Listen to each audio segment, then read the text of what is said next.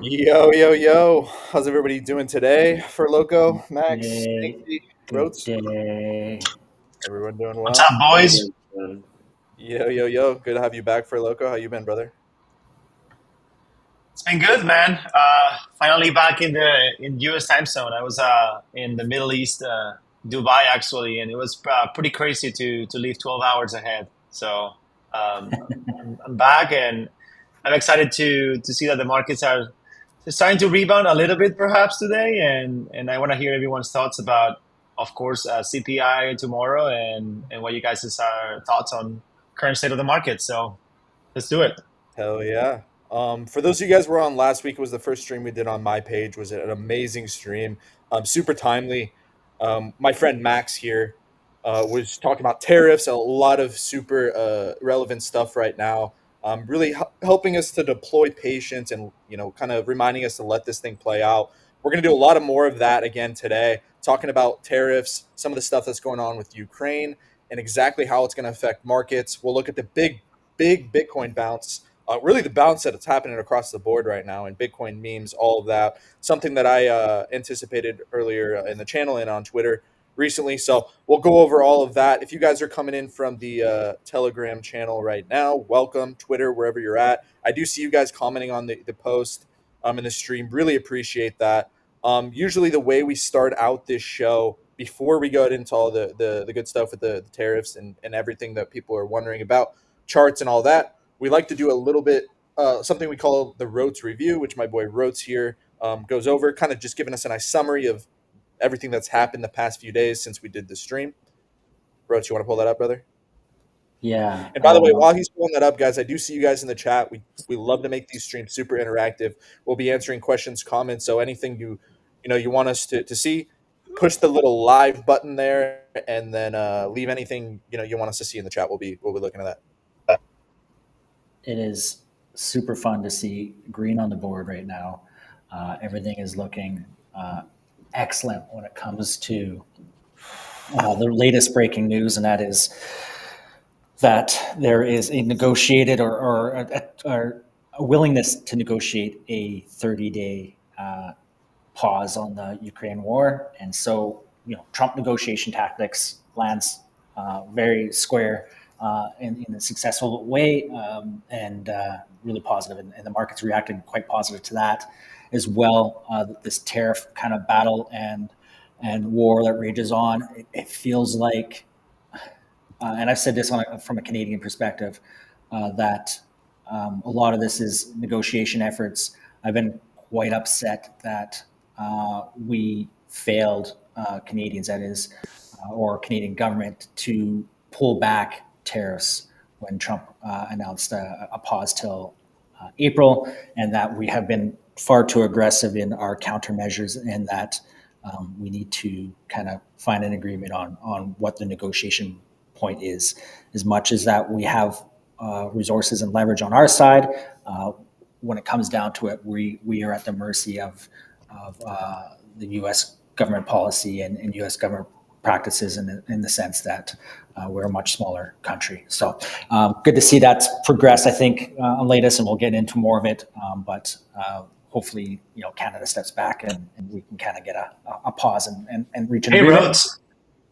Well, I was Yes, just curious, is the amount of people in Canada, the population, is it the same as California? Is it 30 million? Or is that yeah, true? we're slightly higher, but yeah, I think we're In about all 30, of Okay. Canada, 37 million. Yeah, Yeah, we're it's small. crazy. that is nuts. We have lots of space. We're resource abundant. There's a lot of benefits to the fact of what this Trump kind of constant comment of 51st state. It makes a lot of sense that anyone would want Canada or Canada's general wealth, untapped or what have you, to be part of their country. For Of sure. course, we're a proud nation as well, and I don't think there's no likelihood of us giving up our sovereignty. We have provinces that have threatened to leave, Quebec, Alberta, but other than that, I think the rest of us are fairly well united that way. So, Yeah. and you can see it. You can see it in our responses in sporting events, etc. and our displeasure. But you know, it's an interesting side of it. We don't have good political leadership right now as well because our current prime minister is on his way out. Has basically said he is stepping down. Not too Yeah, dissimilar to what Biden's got going on, and now we have two new party leaders coming in or battling out for this fall. So until that occurs, it's a little bit of disorganization and chaos as well. So, for sure. Rhodes, but before you beyond go on, that, real Bro, it quickly, I do sounds see you like guys in your a 51st state situation. no, no, no, no, no, don't get out of here. Hey, listening to your tone, it sounds like it's possible. All right, guys. So before we go on, I do see you guys coming in the chat. If you're just coming on, we're just doing a little bit of a review of the last few days before we do get on to a lot of talks about tariffs, the charts, all that good stuff. So I see you guys in the chat. What's up, Justin? What is up, Bag Circer? You guys are really commenting a lot on the actual post too as well. I really appreciate that. But sorry to interrupt, Rhodes. Keep going with the No review. worries. Yeah, West Coast, Best Coast. Although you know, I probably in that general range that is willing to consider all avenues. Danksy. I'm not going to answer any further than that. Fear and Greed Index is now down to 15, multi-year low on Coin Market Cap. It doesn't show the chart longer than that. I'm sure there's other charts that show longer range, but we're probably looking back to the range of COVID and bear market, bears, FTX, etc. Bitcoin major volatility continues. We're currently what is that 83K, but I think we've probably gone above that since then. Sailor is raised 21 billion to buy more Bitcoin. This is done in a preferred stock way, a little less risk to any kind of form of liquidation. Anti-banking crypto rules have been rolled back. Some more positivity there. The Loomis bill for strategic Bitcoin purchasing continues to progress. You know, likelihood of that happening, et cetera. You know, still a long ways to go, but very positive nonetheless. The NFT side of things, volume not bad. You see some movement. You see some movement on ordinals with things like the Quantum Cats and the Taproot Wizards kind of almost impending. On the daily mover side of things, little pudgies up 12% to 1 ETH, but the 1 ETH is kind of the range they've been at for some period of time. So that's, you know, likely a floor sweep to bring it back up. Big pudgies in that almost sub 9 ETH range. Again, I think that's a very good value range for them, given where they've been at over the past 6 months or so. Nakamigos up 31% to 0.18, a little bit of surge there. And on the meme coin side of things, we see a good rally bounce here in the last 24 hours. Doge up 6.7% to 24.3 billion, down 16% though on the week. Pepe up 10.3%, again down 8% on the week. Fartcoin up to 248 million, up 22% in the last 24 hours, up 12% on the week as well. One of the real true winners in the last week. And then Giga up 45% to 98 million. All but up down 29 million, or sorry, 29% in the last 7 days. 29 billion. Yeah, down 29 billion, big time. Price achievement used to be Damn, 100. big bounce on Giga. I just saw that today for the first Yeah, time. price achievement used to be 110K that we tracked on the target. I've lowered it to the 100K. The 100K is at 16%. Only at 4% from where the 110K was at last show. So you know the upside is pretty bearish, although I'm sure that's changing as we speak. And then downside 70K, 27% likelihood, up 7%. So you know more pressure to the downside. Excited to get into the rest of the conversation, and yeah, that's that. Absolutely. Thank you so much for the review, Rotes. Definitely a lot of stuff happened in the last few days. Just going back to the chat real quick. What's up, Maxwell? What's up, Panda? Raj Bunty says, in my opinion, Justin was the issue. New president might be good. 100%. Yeah. Then Trump go. Somebody I saw one another one from Raj said, "Why is market so volatile right now?" Brand I got fucked, lost every liquidity.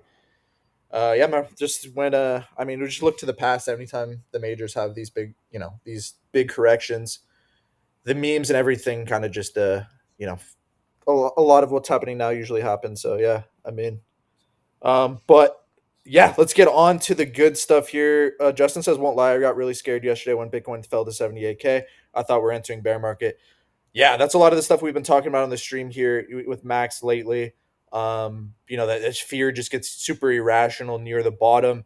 But we'll definitely get into that. I do want to get into a few of the relevant topics that's happening right now. We got really into the weeds kind of with tariffs as far as crypto went last week. I want to go over a bit more of that for people who are confused on that. But we do have, again, my friend Max Crypto here, somebody who I've gotten really close with lately. He's a 40-year TradFi vet. This guy has been on Fox News, Forbes, CNBC, many times over the years, giving his takes on a bunch of stuff, but specifically where I feel like he shined, at least the stuff that I've seen, is talking about these different crises and how the media drums up fear and all this different stuff. A lot of the stuff that's kind of going on right now. So we're super blessed to have Max on here, and now a regular in the show, kind of running the show with me. So, Max, first of all, how you doing today, brother?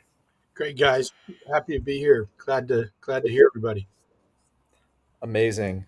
Now, Max, I know we talked about a little bit about tariffs last week, and we were talking a little bit about you and I and a few of the others before the show.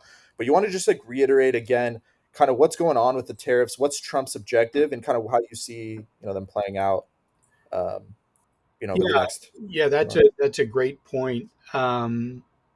I think what people want to realize is, and I'll preface this by saying I'm not saying anything political, even though it might sound like it. Um, but it's a perspective that if you embrace the perspective, then all the stuff you're watching happen won't scare you and make you nervous. It'll help you recognize there is a purpose to the storm. Um, you want to think about the idea that the United States represents, if you're looking at the world, it represents a pot of gold, and all the countries want to partake in that market because we have 330 million people that buy stuff every day. So a country wants to participate, and then the United States wants to be able to sell to their consumers. And in a perfect world, there's no tariffs to anybody. You just have an equal trade relationship. But unbeknownst to a lot of people, probably over the decades, there are many countries that you aren't even aware that charge the United States a tariff or don't even let them sell to the parties that are in their country, yet we let them sell into the United States. Now, don't we don't need to go back and forth over that stuff, and it doesn't mean that it need to be a plus or a minus or a political statement. But what Trump has come in and said, and you heard him say this throughout his political time, is that America needs to be first. Meaning, if we're the pot of gold, then we need to have a fair relationship if you want to participate in the pot of gold. It may seem like a storm, it may seem like a tornado rolling through the process, but you saw today a perfect example of what the tariff is for. The tariff is to say, listen, we're either going to make this fair to the United States or you're going to get a taste of your own medicine. Now, doesn't mean that's the case in everything. It just means that's the major sort of hammer being used. And what you saw today is somebody in Ontario threatened to cut off electricity to 3 states in the United States. And Trump said, great, your tariffs just doubled.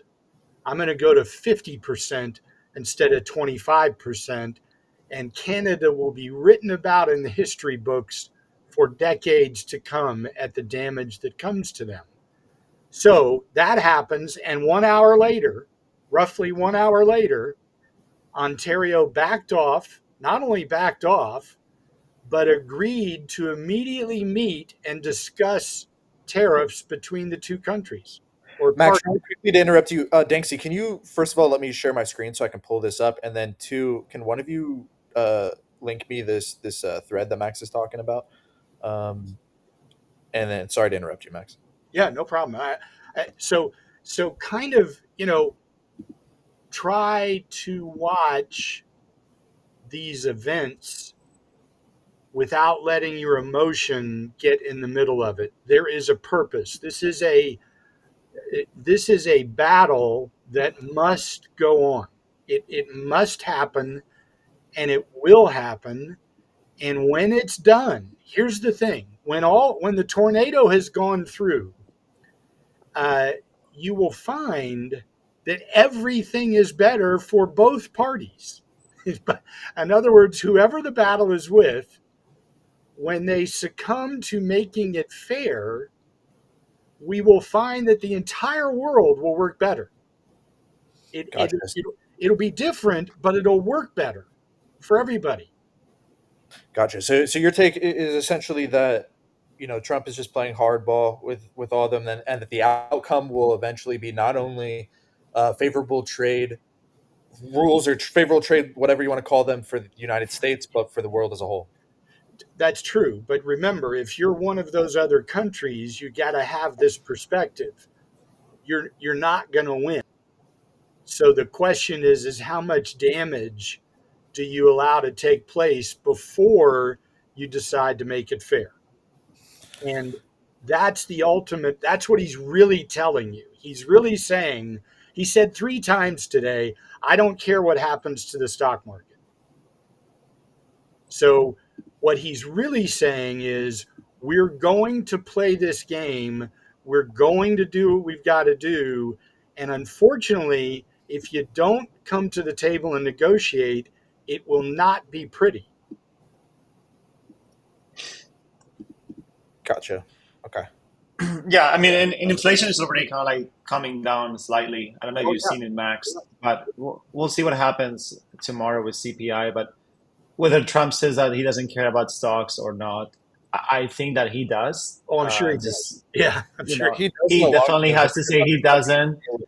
yeah. Yeah. Sorry. Put hey, Bren, can you bring that chart up that showed the fear? Because a lot of guys are talking about the 15, and I know Yeah, we.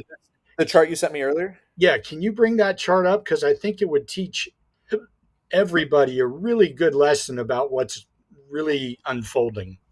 Yeah, of course. Let me do If that there's a really way to quickly. do that, Let's do my entire screen so you'll be able to see that. And then this one, right? that's the one, right? Perfect. Okay, so unfortunately, you can't. Can they see the C and D where we see the box of chat? Are they able Uh, to? I'll try to make it. Let Okay, me see. so I hope everybody can see I that. hit chat. Can we all see it? Okay, good. You can zoom it in a little bit. Zoom Yeah, in a little bit. you can bring Yeah. it out a little now. You can make it larger for everybody to see. Okay, I got you. Yeah. So guys, everybody, I just focus on the A, B, C, and D. Okay. Now you know what this chart is. It shows you the crypto fear index, but it also shows an overlay. You see the gray line on the chart. That's the price of Bitcoin. Now, notice where A is. That's the measurement of near record bullishness last March. Okay. Now notice what price it's related to. That's where B is. The price is about 72,000 on Bitcoin. In other words, people were so fucking elated at price of 72,000 they could barely see straight. That was last March. Yeah. Now remember that they were elated at price of 72,000. They couldn't get out of their own way by being as excited as they were. Now, today, we are at 15, meaning we are at the opposite end of our feelings. the market is, apoplectic. People are leaping off the ledges in their mind, and they pretty much think it's over, except the price is 82,000. So think of the logic of that for a second, and if you'll let that kind Yeah. of settle in your mind, you're gonna go, well, wait a minute, why is it working like that? Well, I'm curious to see, because this is very helpful, Max. Curious to see how much of the fear comes from social media. Because if a lot of it comes from social media, I would say like the majority of crypto doesn't really own Bitcoin. Oh, Therefore, this chart could be somehow useful. But think about like most people that are negatively talking about crypto probably don't have uh, any positions in Bitcoin. They Now, probably have Max, altcoins. And what if you is look this at the fear, altcoins charts, it's probably way more difficult. Yeah, the fear different and greed story. index? What does it exactly measure, Max? For at least for the CMC crypto fear and greed index. it measures all of the technical factors in the market. It Okay. it it goes through an algorithm process, and it measures every kind of technical factor you can imagine: pace of selling, pace of buying, pressure of. In other words, it will tell you in emotional format what price is doing. Okay. So what? But Ye- you notice I get the point that was made about not a lot of people owning Bitcoin. But what I think it's telling you is that the people who do own Bitcoin are telling you in Bitcoin's actions that this is how they feel. And the reason that all these charts you see of when emotion gets red, price is reaching its stretch point on the bottom, and when it gets green, it's reaching its stretch point on the highs. And by the way, you can see that in this chart. So why focus on Bitcoin? Well, as we've also said a lot, how goes Bitcoin, so goes the rest of the marketplace. Yeah. Usually. Right. So so you want to take your cue from how does this feel? And this tells a long-term owner, I mean, I can tell you this factually, this chart doesn't go back very far, but every time Can emotion, we? so, Could we overlay the total crypto market cap without Bitcoin and Ethereum within this chart? Do you think that's possible? So we actually see well, this comes, how, because I this, think we'll even correlate even more yeah, this to comes the off alt coin market. market cap. So I don't know that we can manipulate the chart. Um, I'm I'm, sure there's some way you could do it on like TradingView or one of these apps for sure. Maybe we'll have that yeah, set up for next show. yeah, Um, Yeah, that maybe, would be very that'd be interesting cool. to see. yeah. So all I was trying to show is that you're reaching the regions where all the whales, remember, they're buying. They're not selling. They're buying. Um, there's always got to be a buyer and a seller, and the person, the over leveraged retail brand new person, guy who bought Bitcoin for the first time at 80 grand and failed to sell it at 110, and now it's maybe even underwater. Who knows? Um, they probably did it with leverage. They're all getting burned. And we've said this before. Those are the guys that have to leave the train before it leaves the station. But the point of seeing 15 needs to register in your mind, hey, the train's about empty. Yeah. It's just an indicator of saying the ability to pressure the market is running out. The fuel that pressures the market is running out, and the buy fuel is building up. Gotcha. And what would you say like the biofuel is like? Well, all parties in any investment, 99% of the audience only buys higher prices. Very, very few people will step in when prices are doing this. Now, the difference between the 1% and the 99% is that the 1% does what the 99 is not willing to do. They're not Okay. willing to forego the emotional stress. They're more willing to let go of the emotional stress, and that happens the moment they sell. Gotcha. Love this. Love this. I love this whole talk on the feeding fear and greed index. This is gonna be an amazing clip that we'll have. So hell yeah. I'm looking at the chat really quick. I see you guys still typing. Justin says can't see a single thing written there though. Yeah, I can zoom in for you right now. Sailor tweeted a few hours ago, big things are coming. I did see that. I Yeah, want to show up he's going to make a major purchase. I mean, now. Yeah, can we talk about that too, Max? I saw a 15 billion number.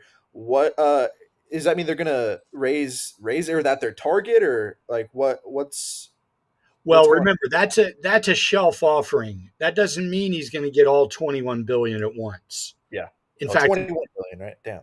in fact, I think he has like three to 4 month time frame, no, to accomplish it. well, That's what he's got I was hearing. he can extend that though. Those things can be Okay. shelf offerings can keep extending. Um, but hey, look, I'm not sitting here suggesting he wouldn't do all of it at once because I'm sure he has the demand from the institutional parties that are coming to him to have a share of this. There's no doubt he could raise it in an afternoon. Um, so so I would argue that you're probably going to see, like, I wouldn't be shocked to see a $5 or $6 billion chunk uh, announced here relatively shortly. And God knows, look, I talked to our clients the other day, and I said, the real shocker here, and you're sort of seeing these chess pieces get set up on the board, and it's not anything that's very clear. You have to kind of put them together in your own mind. But you notice the last few weeks, Trump and Elon have said we're going to Fort Knox and we're going to count the gold. And then you saw Trump say, yeah, but we got to find budget neutral ways to be the king of crypto. Okay? You can assure yourself that Donald Trump is not going to let, Saudi Arabia buy more Bitcoin than he is. And he's not going to let China and he's not going to let Russia. My whole point is that I would not be shocked that the out of left field event is that we sell our gold and we buy Bitcoin. Now, before you think that's completely fucking crazy, um, it would do two things all at once. Okay. It would do two things that would leave the world numb. Okay. Here's the two things it would do. A, the US would be the one international body that will own 20% of Bitcoin. And B, it will make gold worthless almost overnight. Now, wow. Now, why would you say it would make gold worthless? Remember, we talked about in other discussions. Belief is what creates value. The Now I reason don't want go ahead, Max. Sorry. Go ahead, sorry. The reason I got to buy $700 Bitcoin is because nobody friggin' believed it. Nobody. It was the dumbest thing anybody could think of. Well, the reason you've got to pay $80,000 for it now and $1 million for it later is because the audience of belief is going to expand. And as it expands, volatility drops and price stability rises. So that works in reverse. Okay. Because gold, quote unquote, and I'm making quotes, has been the standard for centuries. I mean, that's what everybody believed. China's accumulated, Russia buys it, everybody buys it because everybody believes. If the United States said, we're selling our gold and buying Bitcoin, there would be a shock to the system, and you would weaken every one of our enemies immediately. Absolutely. I don't want to stay too much on the gold thing, but really, what would be the implications if gold were to fucking go down, though? Would it like would the whole world not have to completely like because a bunch of the world's central banks have gold, so it'd have to be wouldn't that cause this like, They have calamity? gold, but their money is not attached to gold. They own gold. It simply means their wealth would fall. Now, would that start like a war? Like, what do you see that like? Do you think Well, that's a they smoothly happen, or does it cause like a huge calamity? they'd have to hope that their belief is enough to keep it going. Interesting. But believe me, when I say overnight, I don't mean it would go to zero. I mean Yeah. the wave of think of the geometric curve of belief growing in Bitcoin and price rising. If that took place, then that belief curve would be completely inverted in gold. So you would have reached the peak and then you would start falling. So it would be harder and harder and harder to get gold to stabilize at a price, whereas Bitcoin would see the opposite. Does that make sense? Yeah, absolutely. I love that. Wow. That would be absolutely crazy. And if it happens, we'll have the clip from Max calling it before anybody else did that friggin' world transitions from the gold to the Bitcoin. So you've heard a lot of people say that for many years, and I mean that would probably be the way it would happen. So Well, uh, believe me, the only reason I say it is what other reason would Trump go count the gold? yeah, you think it's intentional to because he knows it's gonna Well, first of all, he knows it's not all there, uh, yeah. which will be a real earthquake for gold anyway. And by the way, a very big positive for Bitcoin. I think the moment he says there's 20% less gold than we thought, Bitcoin surges. Gotcha. So it'll move off the news alone. It'll even have to be Oh yeah, like gold. oh, sure. Yeah, of course. Okay, that makes a lot of sense. And then amazing talk about the gold. We'll definitely have to keep an eye on that. And then definitely love the questions too for Loco. I appreciate you chiming in. Feel free to do it whenever. You too, Danksy, everybody else. But the what I was gonna say next is I was watching a podcast, the All In podcast with Chamath, and then David Sachs was a part of it, the crypto czar. He popped in on the podcast the other day, and they were talking about. I wish I could find the clip. It's from one of the most recent ones, and pretty much the crypto czar David Sachs talks about um, a bunch of things, but really specifically the biggest thing I heard is he was talking about how when is there going to be a lot of people were wondering when the guy Jason whatever he was asking when are we going to have clarity for different digital assets. He even joked when can I have like an NFT project for All In the podcast, and then David Sachs said as soon as a few weeks from now there's going to be structural bills. It's called which structural bills kind of lays out the framework. Tell me if I'm wrong, Max, but kind of structural bills like lay out the framework for a certain industry. Oh yeah. Becoming within a few weeks, as soon as a few weeks. So a lot of people are wondering, oh, is this digital, this clarity stuff, is it going to take years, months? How long is it going to take?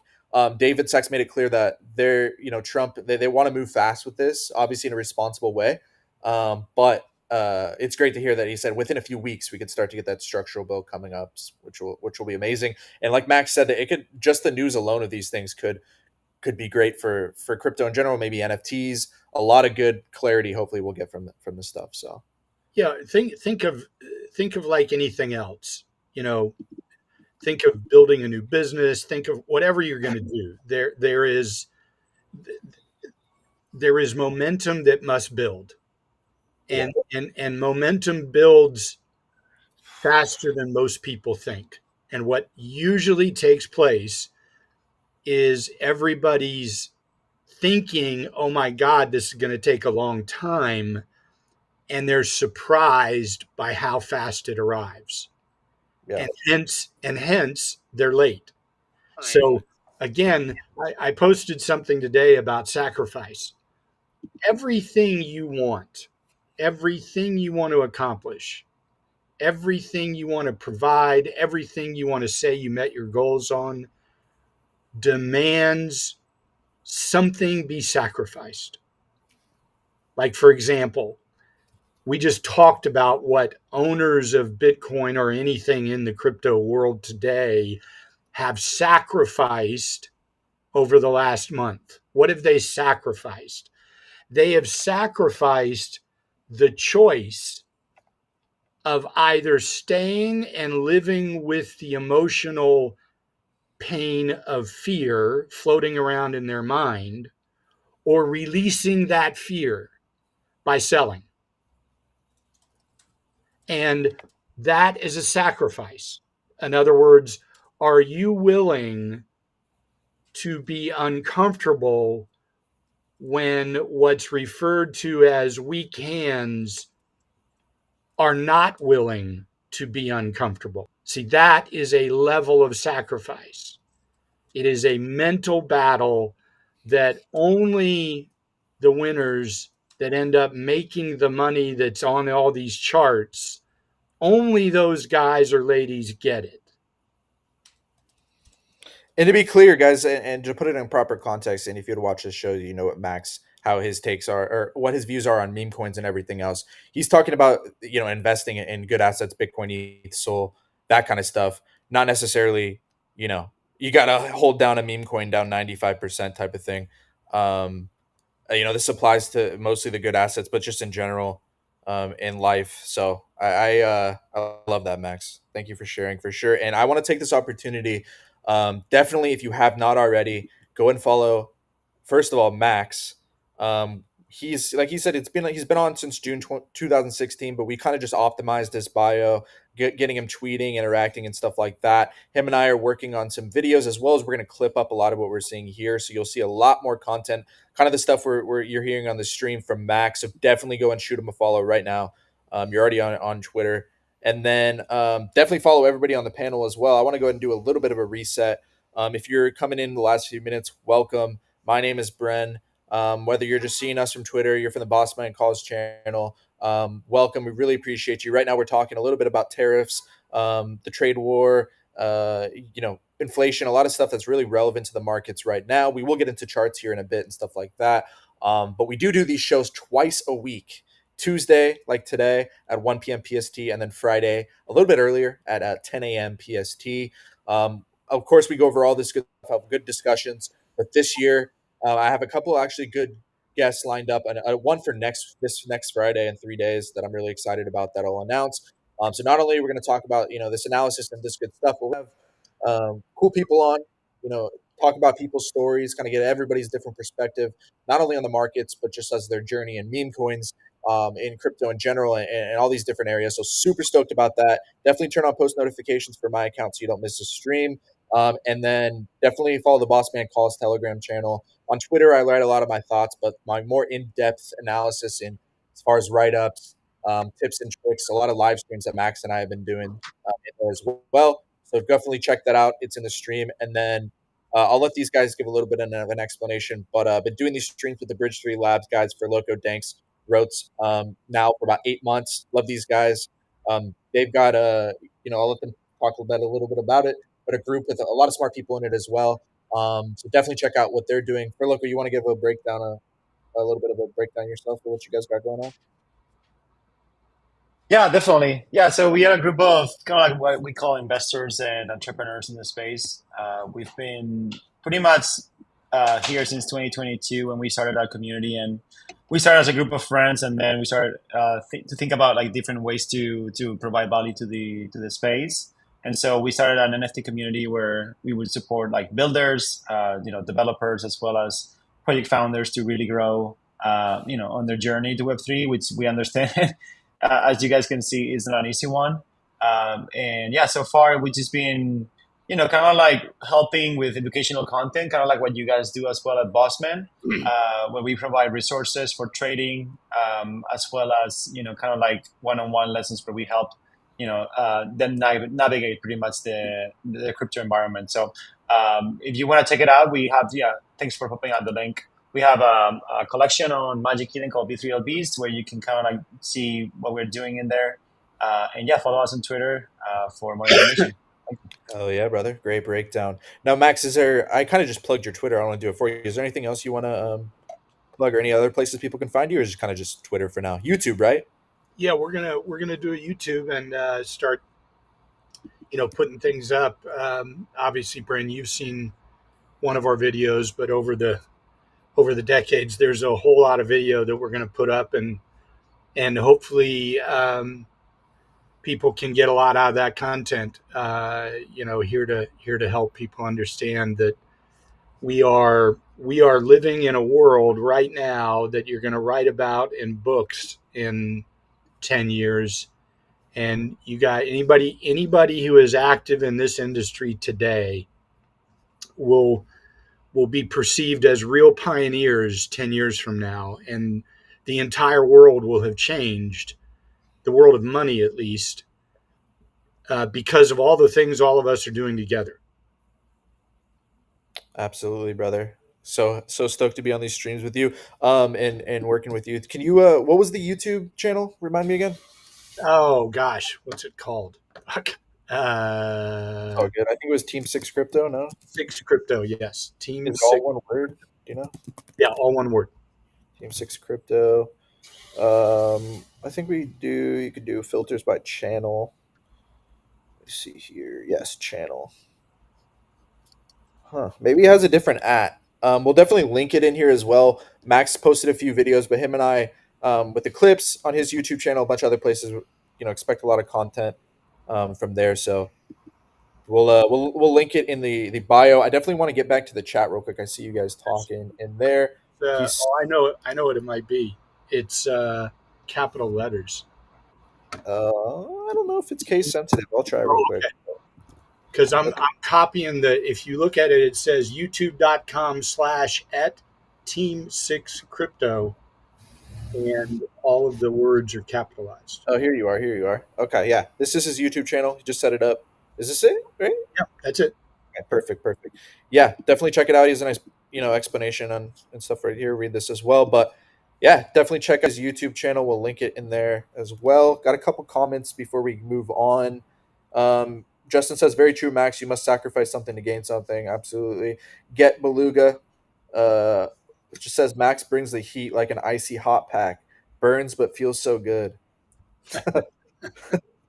Damn. All right. Buy the fear, sell the greed for sure. If you want to make it discipline, yeah. Max is 40 years old, but has 1,000 years of knowledge. We didn't say Max was 40 years old, but sounds like it, man. Probably, he's Um, a Max, what's the best way to capitalize on this? Just spot Bitcoin, or yeah, what are you doing here? yeah. I think unless there's a lot of wealth already backing it up, I think leverage is going to be something that doesn't help a lot of people that are just starting. So spot is going to be your best bet, and you gotta. We've said this over and over again. Um, and maybe it's easier for me to say only because I've experienced it. As soon as you experience it, it's like any muscle in your body. As soon as you start using that muscle, you're going to get very good at this, and you're going to be able to boldly look at things that used to scare you, and you're going to realize it's just something dancing across your mind, um, because you're going to be able to say, well, that happened 19 times before, and look what happened after every one of them. What is my point to that? My point is if you owned Ethereum from $6, then you lived through all of that stuff. So another one doesn't bother you. Um, it represents an opportunity.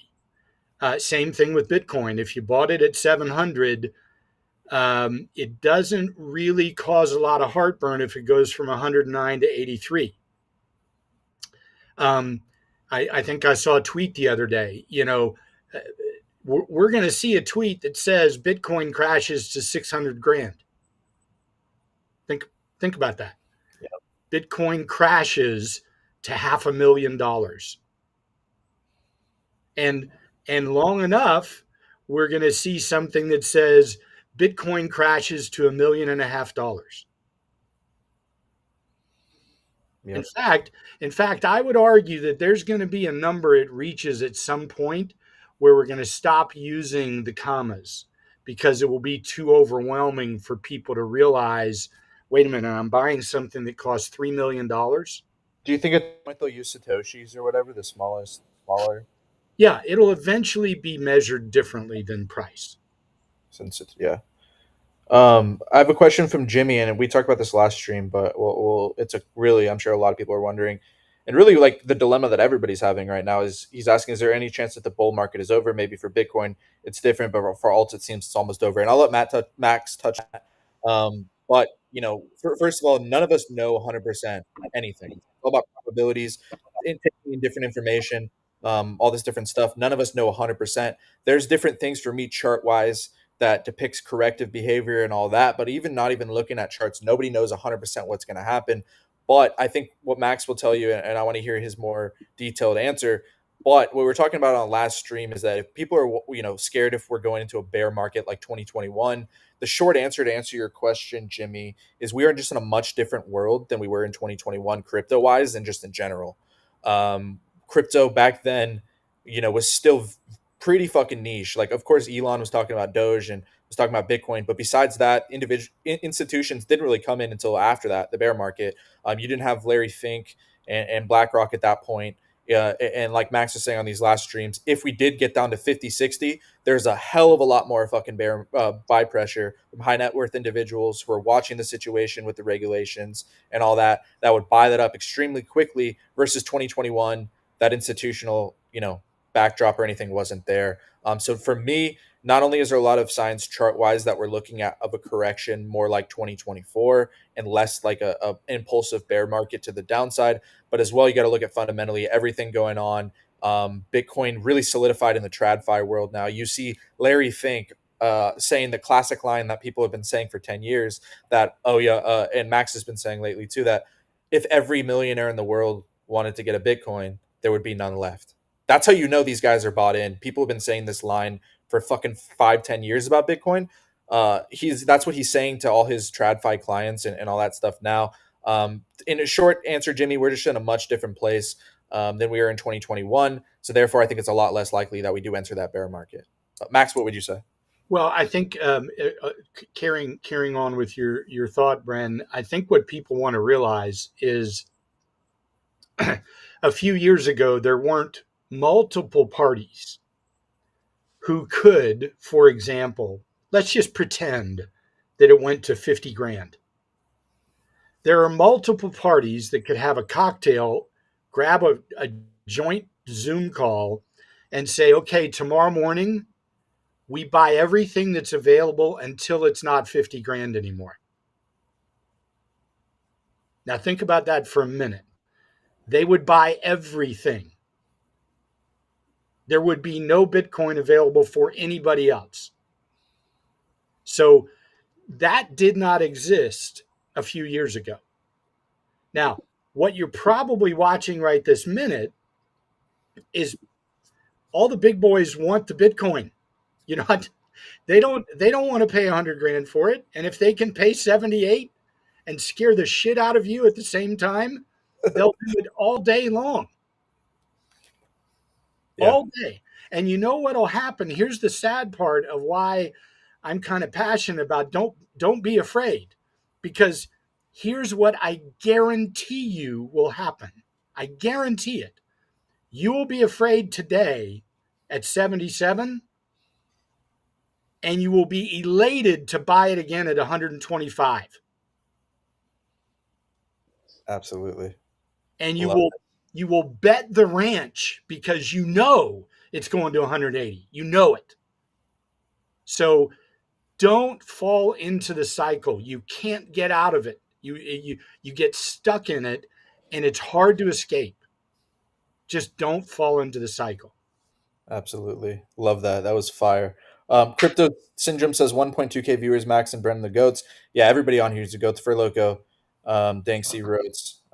Love to have these on here. But Max, yeah, you got an opinion on spot versus ETFs for Bitcoin exposure? Yeah, I wouldn't buy an ETF. ETFs, as you're watching, There are owners of ETFs that don't like watching everybody sell because they're fucking scared. Um, you don't want to be in a bag that's pressured by someone else's emotions because they become self-fulfilling. See, think about it for a second. Larry Fink can love Bitcoin all day long for Goldman and BlackRock and all the big boys. They can all love it. But if they have an ETF that's got a bunch of weak-handed retail investors in it and they sell $250 million on Friday, well, what does he got to do? He's got to sell $250 million of Bitcoin. You didn't want that, but you own the same ETF. So you are vast. Aren't the biggest holders of the ETFs at least IBIT pension funds that are not normally selling? Well, I wouldn't say that because they've been selling a boatload the last week. The pension fund specifically?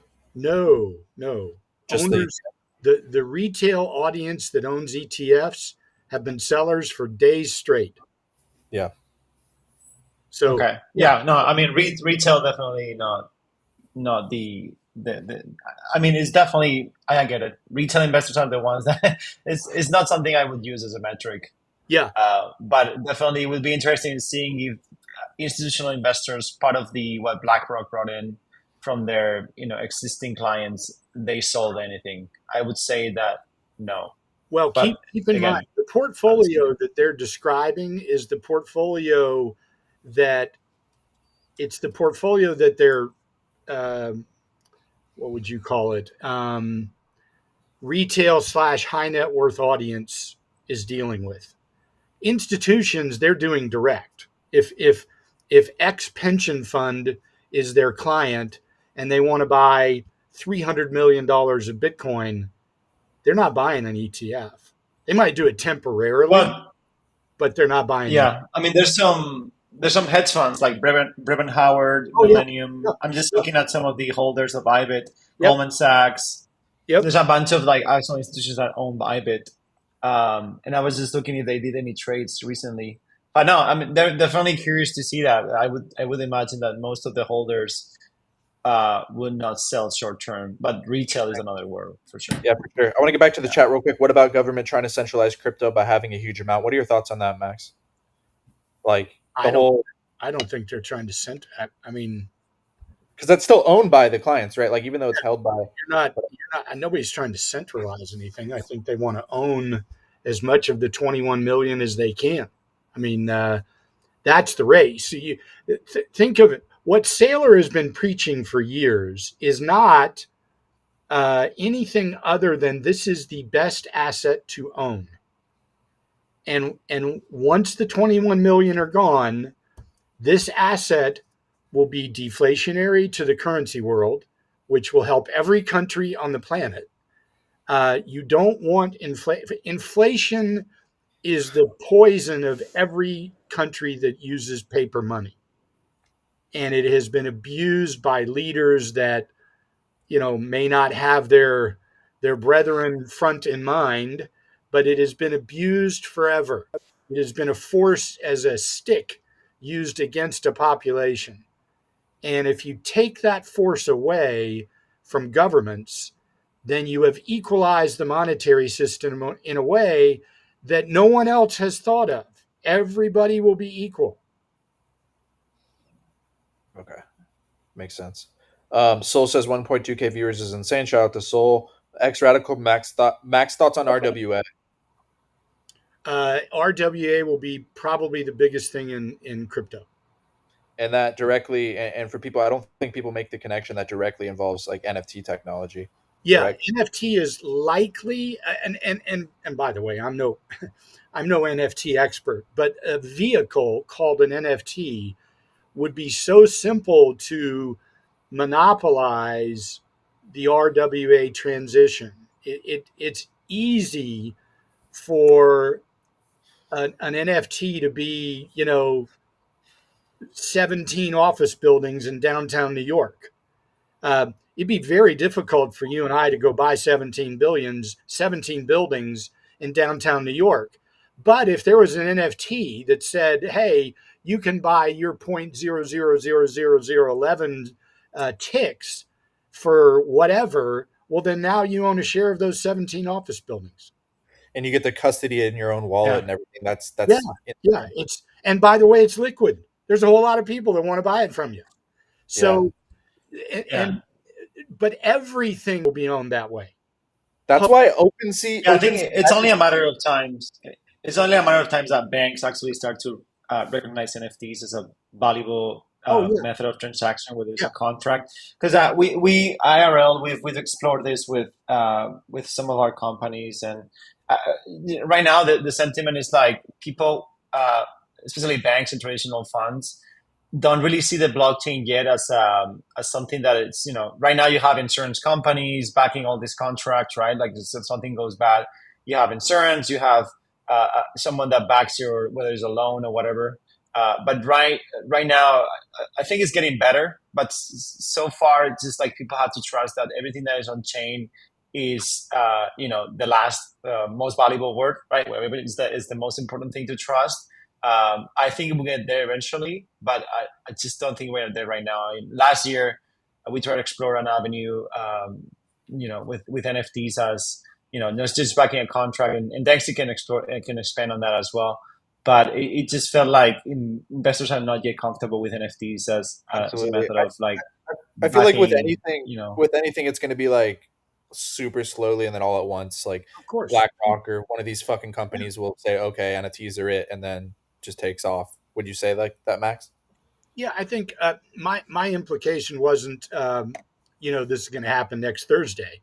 Uh, Yeah, it's the obvious evolutionary goal.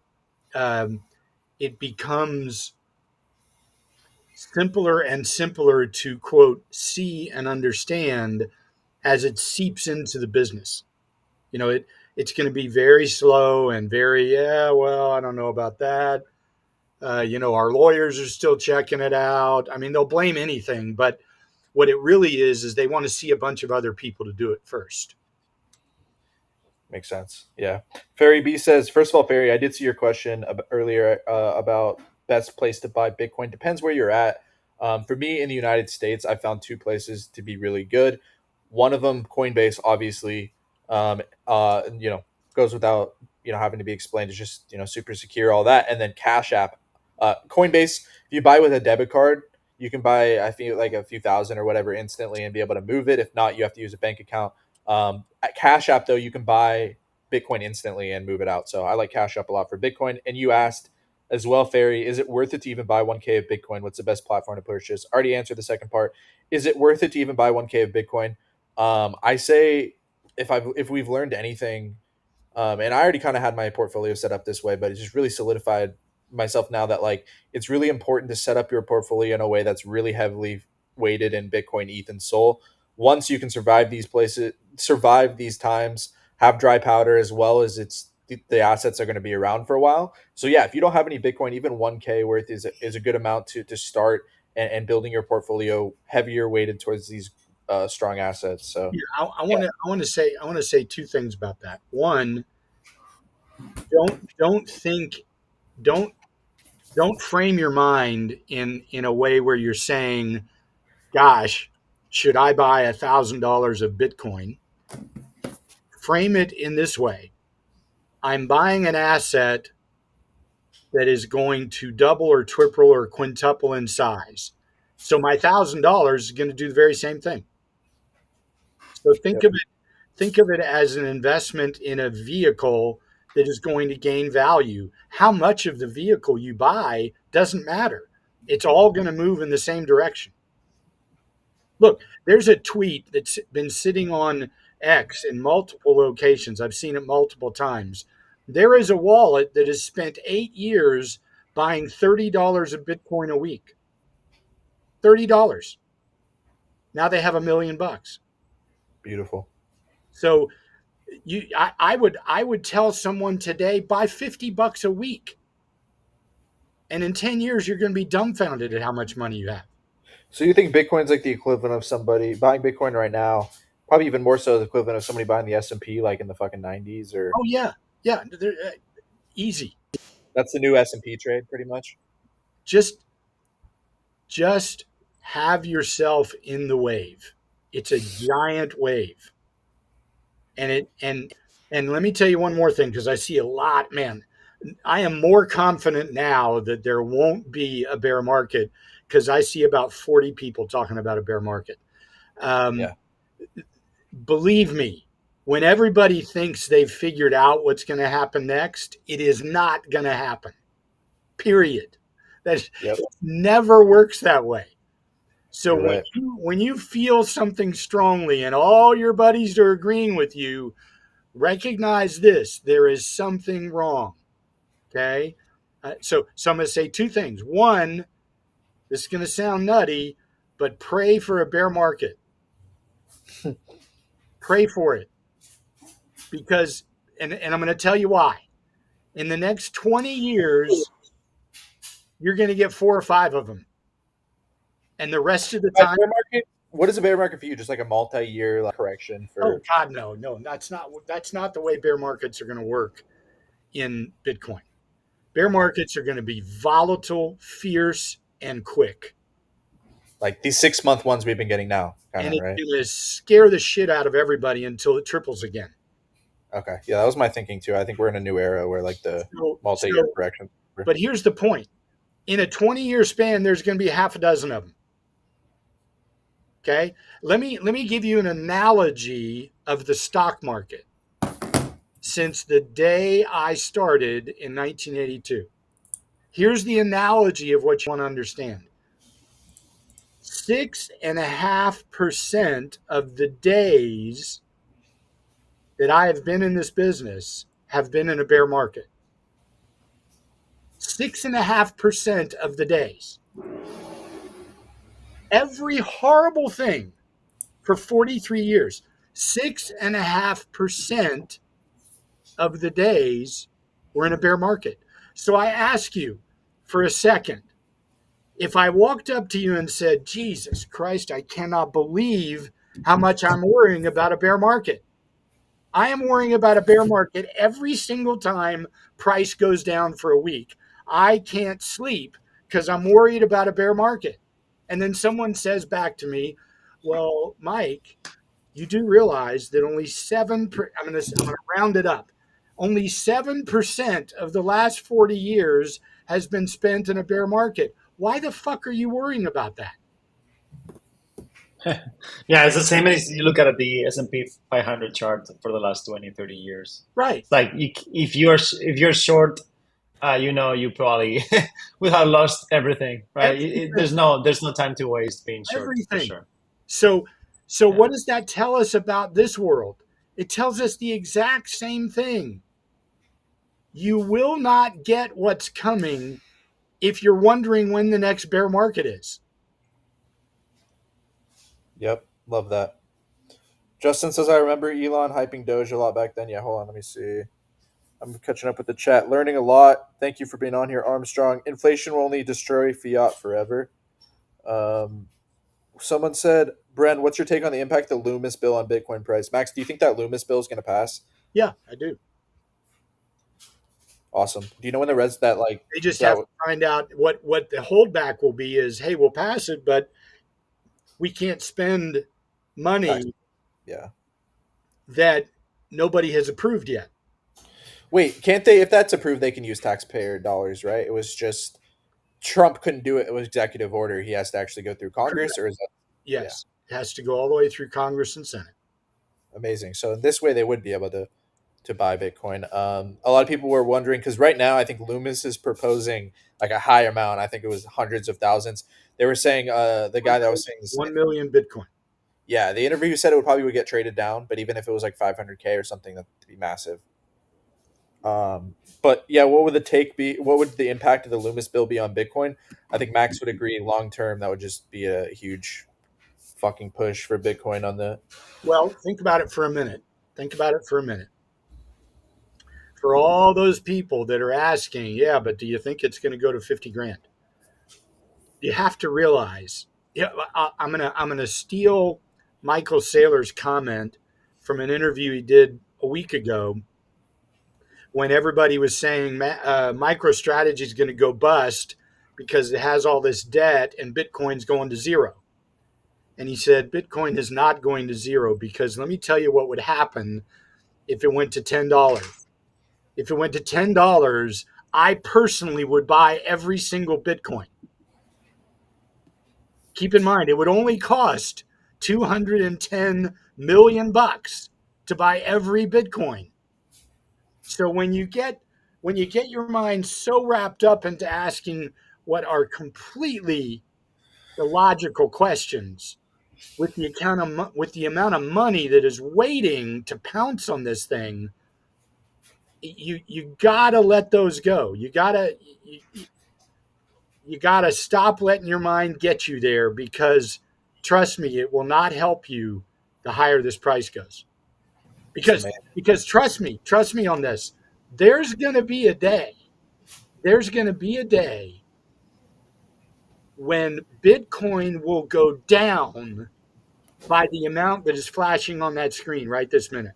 We'll have an 80K candle. It will go down 80 grand in one friggin' day. Damn. I am max bullish. You got to be hearing this. Hearing this, just love it. D Money says, "Legend speaking right now." Thanks, brother. What is the best platform to purchase Bitcoin? Already went over that. Bitcoin/gold. Yo, Max. If by any means we actually go to a bear market, where do you think Bitcoin will fall to? We've talked about that. Like, who knows? But like, again, if Pray it were to get for a down to bear 50 or market. 60, go ahead, Pray, Max. pray for a bear market. Yeah, exactly. NFT is like decor. It might have payway for others. Sailors investment could be starting point of new wave. Yeah, I believe Bitcoin DCA is the best way to accumulate. Absolutely. If you're in the US, Ferry B, I would check out those two. Coinbase, obviously, and then Cash App's probably the fastest. DCA with $50 a week. Yeah, that's a correct mindset. I'm starting out in the crypto world. And I'm learning so that in the initial, I would be able to invest. Absolutely. Panda said this is so true. It's always the opposite of what the majority think. Yeah, a lot of times. At least, at least at the extremes, at the tops and the bottoms. So Max, you don't think the bear market is going to last long? These are questions from like 10 or 15 minutes ago, I think, anyway. But yeah, Justin, a bear market as far as time, like in the past, where we're going down for a year plus 2 years, very unlikely at this point with the buyers and the way that everything's set up. It's kind of what we're getting at. Here's what you want to think about a bear market. You don't want to think mentally, it does not help you to think about a bear market in negative terms. And here's why. Love that. Look at the past and say to yourself, when the bear market looked as ugly as it possibly could, should I have been a buyer or seller? A buyer every Let me time. let me give you a real life example of what I'm trying to describe. We had a lady come in with her husband, and they have a lot of money, but it's all sitting in cash. And she told me the story. She said, "Well, let me tell you why." I hope no one gets bored with this. I'm going to make it quick. No, it's Um, all she said, "Let me tell you why we're in cash." Now, by the way, this was last year, 2024. Okay, remember that for a minute. So she tells me the reason they're in cash, and I'm quoting, is because they lost a lot of money in the Great Recession during 2008 and 2009. And I said, "What?" And she said, "Oh, we lost a lot of money." And I said, "Ma'am, that was 15 years ago." And she said, "I know, but we lost a lot." And I said, "How did you lose a lot of money from 15 fucking years ago?" And she said, "Well, the market went down a lot in 2008." I said, "I know the market went down a lot in 2008. I invested in it. I lived the whole thing. But how did you lose money?" And then she got a little bit like, "Well, Matt, are you a fucking idiot? You don't know that the market went down?" And I said, "I know exactly what the market did." And I read off to her by heart where it moved from and where it got to in March of 2009, which, by the way, was Dow 6,770. So I said, "But ma'am, how did you lose money?" The Dow has gone up 7 times over since then. How did you lose money? And we went back and forth and back and forth. And on the 6th time that I ended with, how did you lose money? She sat back, took a deep breath, looked at her husband, and said, because we sold at the bottom. Damn. Chills. No, I love that story. Bitcoin is the safest and better money. Bitcoin, ticker Bitcoin at $10. I think it's possible, Zudi. I love the Sproto, bro. DT3 Trade says by far favorite show so far. Insane sauce. Thank you, GT3. Humble Bag. Yo, Bren, what's up, Humble? Max and Bren owns this space now. Bro is the best. Bro is the best key. Bitcoin, yeah. I'm always praying for a bear market whenever I get the chance to sell. How much will a pro crypto government affect the market? uh, a lot, and that's my whole point in kind of being bullish. Apart from all this other stuff we're talking about, because like always, like Max is talking about, there's always some fear that drums up, fear and pushes prices down. But everything that's happening regulatory wise with the Bitcoin strategic reserve, the states strategic reserves, the Loomis bill we're talking about, all that different stuff is that it's structural.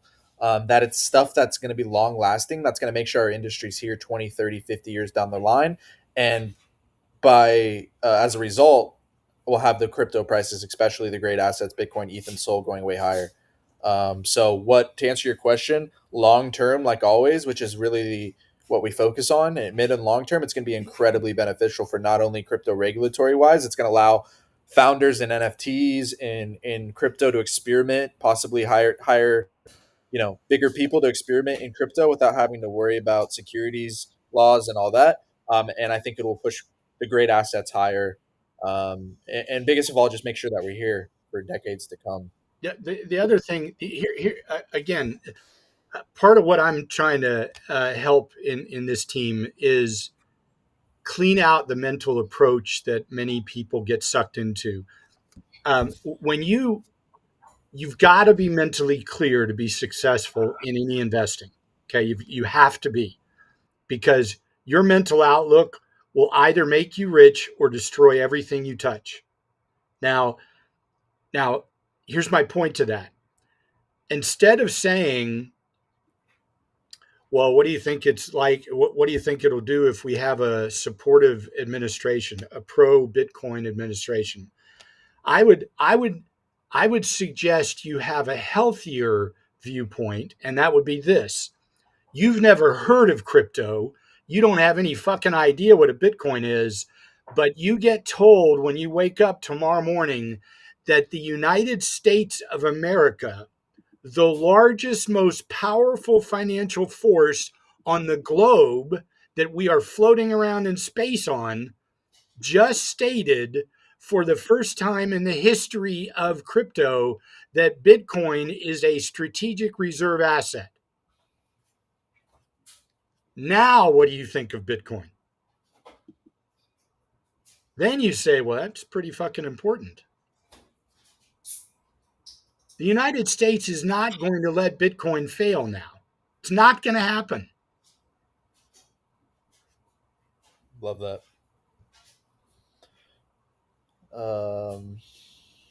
How did you lose me? Truth is, you only pray for a bear market when you're not over invested.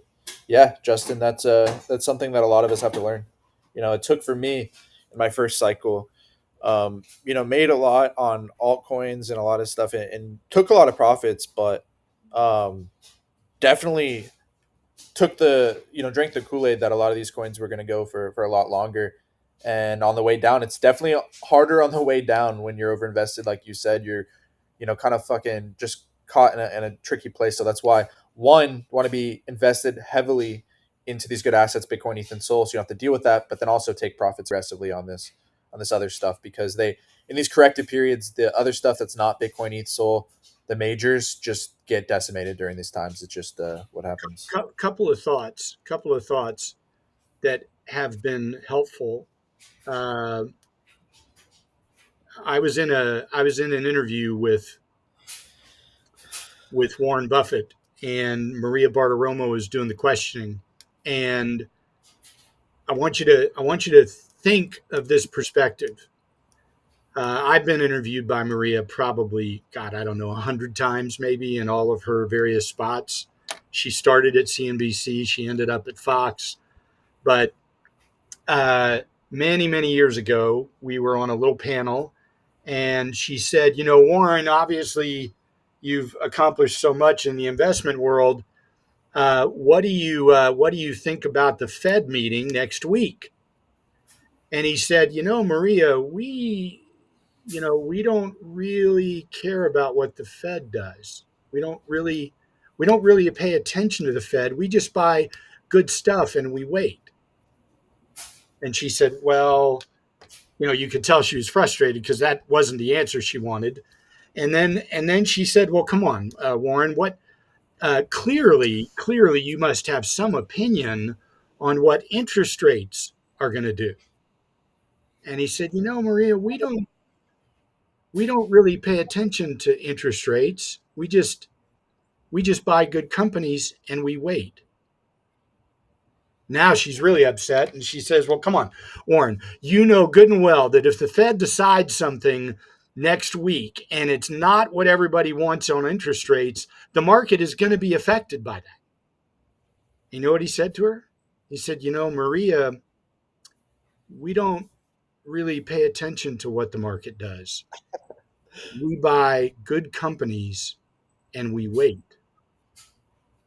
Okay, starting to catch your drift. So it's like all these different things, doesn't matter the year. There's always going to be different things going on, whether the Fed, the regulatory stuff, but if the fundamentals in the asset, whether it's a company with Warren's case or Bitcoin, we know for all these other fundamental reasons, just fuck everything else that's going on. Ignore the shit. The shit. I love that. Love that. Crypt Justin says, "Truth is you only pray for it." Yeah, we already read that. Can Solana? Oh yeah, we'll look at Sol too, which is interesting. I want to know. I haven't really heard. We haven't really asked Max too I opened a little long much this about, morning on like you're Solana. saying, Big Max. One. Nice. Like what Max was saying, that like it's everything's going to essentially follow Bitcoin. That's kind of my take too. Even though Sol's gotten decimated here, that if Bitcoin, when Bitcoin does bottom out in this correction, just like every other time that we've seen a Bitcoin correction, especially Bitcoin or Sol and ETH will follow ETH to the upside, or I'm sorry, Bitcoin to the upside. What do you think, Max? I think Sol is probably $1,000 coin. Yeah, Uh, time wise, I'd say a 3 to 5 year run. I'm probably going to be too long, but remember, mentally, you are setting yourself up. You always want to think like this: I'm gonna under expect, and when it's over delivered, I'll be excited. You don't want to get yourself wrapped into some expectations that on the way to getting where you actually think it's going, it just takes longer yeah, because you're going to wrap it into the expectation you had, and you don't control the market. You live with the market. Whatever it delivers, you live with it. And let it unfold. Let the game unfold. This is a game, and it will beat to death anybody who is weak minded. I will guarantee you that. It will beat you until you leave. absolutely. Love that. So many nuggets here today. I can't wait to clip this stuff and put it on Twitter. It's people need this shit. Chain Gay says, "How is Bossman doing?" Bossman's great. Um, Definitely follow him as well. Check out what Bossman's doing in the channel with myself as well. But yeah, no, Bossman's doing well. Um, crypto got me mental ill for some people. Crypto got me mental ill for some people. Yeah, yeah. I mean, it's what like someone was saying. Being overinvested in people's bags going down 80 or 90% tends to create a lot of craziness. Good stream as always. Thanks, Zoltan. But yeah, Soul for me, I think we haven't really talked too much about actual price, and all this stuff is amazing. I want to real quickly look at the charts. For me, yesterday in the channel, and then the day before, I put out this tweet kind of just saying what Max was saying right there, that we just got to let it play out. But I do think based on these past corrections, especially the summer of 2024, that I do think we're going to get a Bitcoin bounce here soon that will confirm corrective behavior on the lower time frame. I'm sorry, the higher time frames. As you can see here, we got this corrective channel, as I like to call it, where price makes multiple lows, bottoms out, and then heads higher. I think we're seeing another version of that in like summer of 2024, and less like, and this bounce kind of confirms that, and less like a bear market, like we were saying. But yeah, like I was saying, I was expecting a bounce. I do think this bounce probably takes us at least into the mid 80s, maybe 90s. Again, just complete guess. And then from there, we see if this is the bottom or if we potentially get a lower high, like we did in 2024, with a potential, bottom that retests 78, or retest 70 one more time. Again, all of this is just stuff based on past corrections I've seen. Doesn't really matter. It's not going to be completely accurate, but it's just stuff that I like to follow, when I'm getting into longs and stuff like that. When stuff that I like to look at. Some people are into the kind of shorter term stuff. But yeah, we're kind of trying to see if this bounce that we get here is going to take us back to all time highs. Maybe this bounce comes with a lot of, maybe Sailor buys 10 billion, and then a bunch of other positive news comes out, and the people who drive the markets are done buying, or potentially we get a lower high coming down one more time into the 70s, potentially something like that. Either way, long term, 2025 and beyond, extremely bullish. We just got to let this shit play out.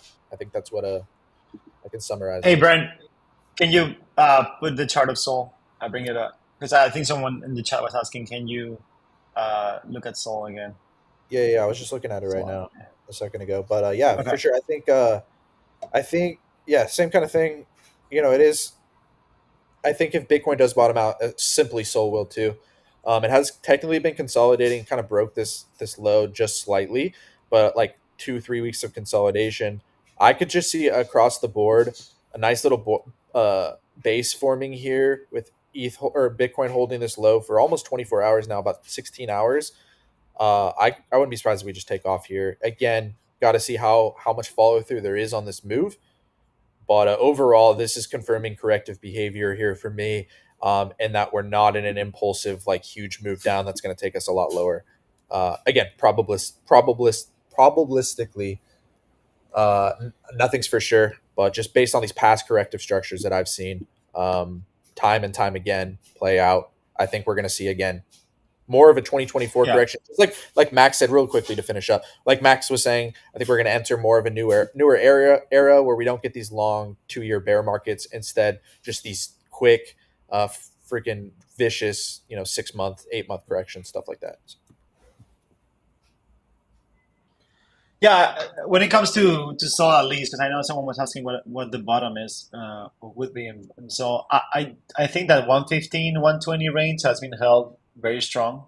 Yeah, So that's what I sorted. I guess that's why I long this morning at around 118. So far, it's playing out. Can it go lower? Perhaps. I don't think it goes under 115 again. Perhaps it. I know other people are calling. Oh, it's gonna go to two figures, right? It's not gonna go under 100. I don't really see it. I think we are, as Max mentioned too, a max despair. When you look at the overall, conditions of the economy, is not really like that negative, right? I'm not saying that there's no fundamental stuff structurally that might make people very short term, but I think the economy and everything is functioning as it should, and even though we have these tariffs and everything, I just don't see that we're gonna go much lower. I again, my bottom for me was like 115. Can it go lower? Yes, and I would probably buy under that. But just to establish a safe base, that's what I would say. What do you guys think? yeah. Yeah. I think for me, just real quickly, I want to hear what Max has to say. I think if Bitcoin bounces here, so will too. If Bitcoin does get that lower high and comes down one more time, I could see Sol coming down in the low hundreds one more time. But I think that'd probably be the last low. Max, what were you gonna say? Yeah, I was just going to sort of build on the idea that think of when you're looking at charts and you're hearing all the noise and you're reading all the bullshit on CT um, and you're listening to all your buddies tell you what happened in the last 4 ticks, and that's how they feel. Um, Try to like when I'm looking at this chart on the screen right now. Here's what my mind is thinking. I'm thinking that's a good value. Okay, so that's the first thing I'm thinking. I'm not thinking, holy shit, are we in a bear market or are we in a bull market or is this fucking dead or is this going to zero or is it? I'm not thinking any of that. I'm also not thinking, okay, it's going to bounce in a week, and then probably in a month, it's going to be all the way back to its all-time highs, and this thing's going to 500 in before September. I'm Yeah. not thinking any of that. What I'm ideally thinking is now that we've beaten the shit out of everybody who owned it at 250, I hope it just goes to sleep for a month or two and doesn't do a fucking thing. It just sits there and makes everybody who possibly tried to hold on so fucking tired of it that they sell. And then quietly, the train leaves the station. And then you look back at it 6 months from now, and the fucking thing's $310. Mhm. So don't try not to get yourself wrapped around it's going somewhere. Try to focus on it's worth a lot more than it was at 250. I love that. Hell yeah. Alvin says, Max, what's something to remember to avoid falling in the trap of holding onto an asset for too long when things go up again? I think Well, it's taking profit. if you bought a good asset, remember, um, you know, my world is basically so far my experience has primarily been in heavy big coins, not big structures, not meme coins. Though I've had a little experience in it, not great, well, not good at all. Um, but I can't probably give you a lot of ideas on meme coins. But if you're looking at the top, I don't know, 200 coins spread across L1s, L2s, AIs, and RWAs, and then maybe some gaming. If you got those 5 areas covered with L1s, and if you've got them covered with big coins, heavy depth, worth a lot of money, not 47 minutes old, um, then you're in good assets. And you have to think of what you buy. Here's how you have to think of what you buy. Pretend you get born with a card on it that says, I get to buy 50 ideas in the crypto world. That's it. Every time I buy something, they clip off part of my card. And there's only 50 little snippets they can take. Now, I'm not saying you're only going to do that, but what I'm saying is if you think that way, then you'll think at a deeper level. You'll think at a more valuable level. You'll think at a more long term level. Because the next thing you want to think is not only do I get 50 cards, but the minute I buy this thing, the market's going to close for 5 years and I can't sell it. You take those perspectives and you will find yourself thinking of quality and depth and long term investing, and you will win. Gotcha. Yeah. Rojum says, expecting a specific dollar amount, specific multiple, or a specific time frame to tunnel vision year. Good opportunities will pass you by for so fixated. Yeah, for sure. So basically, what's the bottom of Soul? Well, who knows, man? We'll see. Maybe here, maybe lower. Doesn't matter. Focus on, like Max said, where it was versus fucking a few months ago at 250. Way more valuable now. Carmen says, what about XRP? We were talking about XRP before on the stream in the Telegram the other night, I think, or maybe it was on this one. I don't know. Um, Max was saying, there is some connections there, obviously deeper with all these banking institutions. Who knows if it becomes, whatever. But just right, Max, like just the fact that it's in the top 20, if Bitcoin does go up, those top coins should just appreciate in value generally anyway. I Right? think XRP is a great asset. I Yeah. I don't think anyone's going to get. But remember, you can't buy XRP at 219 and say, holy fuck, what's it doing at 205? Yeah. Yeah. You just can't. If you're going to do that, don't buy it Yeah. because I want to watch that. Go it ahead. will go to 205. Yeah. But you'll drive yourself nuts and you'll lose money. Yeah, here, hold on. I want to see if I can share this properly here, so it'll work. Chrome tab, I think X. Hopefully the sound will work. But this clip by Michael Saylor. Like if you roll the clock back to 2007, Steve Jobs You guys hear it? I do. invents the iPhone. And, Yep. you know, people thought, oh, it's a toy. By 2009, the iPhone's got an app store. And if you understood anything about software, the iOS is a new operating system, and it's going to be its own ecosystem, at least as important as the web. And it's going to spawn an entire new generation of applications, right? And the mobile wave is responsible for what, like $5 trillion, 5 to 10 trillion dollars of wealth over the next decade. Can you imagine someone sitting around saying, oh, I get mobile device technology, and you're trying to time the market in Apple stock in 2011? Like you're buying and selling Apple stock in 2011. You want to shake them. Like, are you out of your mind? I'm trading Facebook stock back and forth between $8 a share and $4 a share and $12 a share. And you just want to do this. Like, do you not understand that one day every single person on the planet is going to have one of these things in their pocket, and it's going to go up by a factor of 100, and you're trying to like trade Apple stock between $1.25 and $1.17 and bragging about how you bought it at $1.25 and sold it at $2.11? And have you figured out the consequences of being short the share if it goes up by $100? Like the amount, like, are you out of your mind? Like, because, by the way, like I spent 30 years in the business and I obsess over this every single freaking minute of the day. And I wrote a book on it, right? I wrote the book. Yeah, you guys get the point. Pretty much just what Max was saying. It's like, Let me tell you a funny story, because something like this happened. My first company was bought out, and I went to New York City for 10 years. And I was one of the 12 partners in a firm that managed a lot of money.